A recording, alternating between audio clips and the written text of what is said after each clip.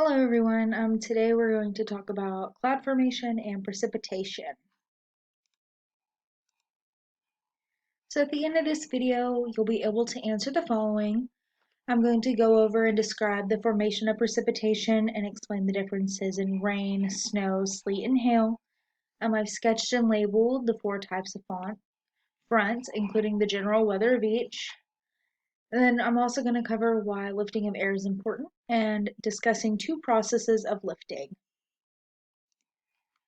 So to begin with, how is precipitation formed? Well, precipitation forms in the cloud when water vapor condenses into bigger and bigger droplets of water. And this is done in two ways. Through cold clouds, which is the Bergeron process, I believe I'm saying that right, and warm clouds, which is the collision coalescence process. So first looking at the Bergeron process, that is a theory that relates the formation of precipitation to supercooled clouds, freezing nuclei, and in the different saturation levels of ice and liquid. So you can see there's an image there that kind of explains it, looking at like the ice crystals and the snow and the cloud droplets and how they work together to make a snowflake. And then looking at the collision coalescence process, there's also an image there that explains that process as well. But that one is a theory of raindrop formation in warm clouds, which is above 0 degrees Celsius, in which large cloud droplets collide and join together with smaller droplets to form a raindrop. Opposite electrical charges may bind the cloud droplets together. So basically, how I was understanding it is a small little droplet combines with more and more to make big rain droplets. So then we're going to look at rain. Rain is a liquid state of matter, and they're drops of water that fall from clouds that have a diameter of at least 0.5 milliliters.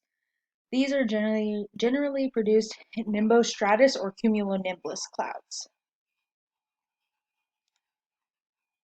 Next is snow. Snow is a solid state of matter.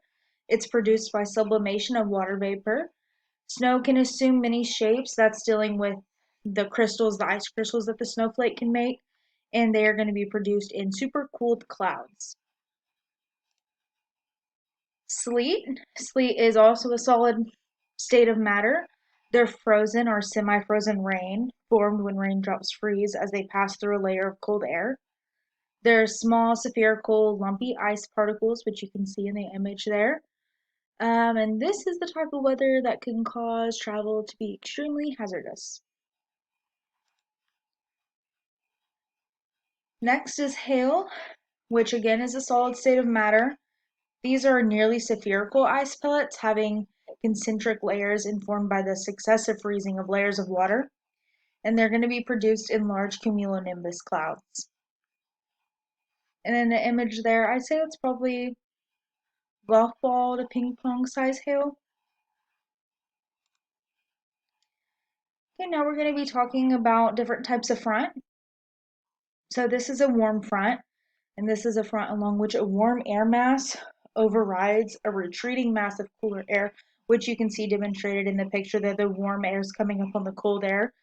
This is going to produce light to moderate precipitation over a wide area, and warmer and more humid weather will be present when this front is occurring.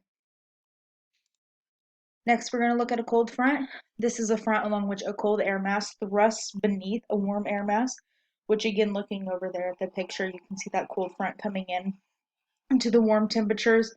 So this is going to overall drop the temperature. It can bring rain, thunderstorms, and gusty winds. Next is a stationary front. This is a situation in which the surface position of a front does not move. The flow on either side of such a boundary is nearly parallel to the position of the front. So this is going to generate high winds and can cause gentle to moderate precipitation. Next is an occluded front. This is going to be an active cold front that overtakes a warm front.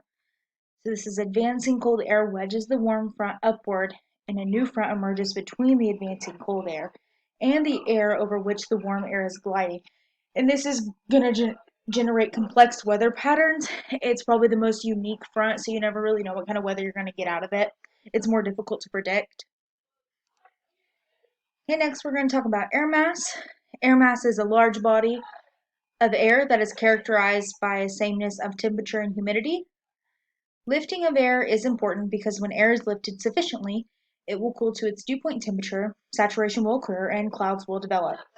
Four mechanisms that cause air to rise.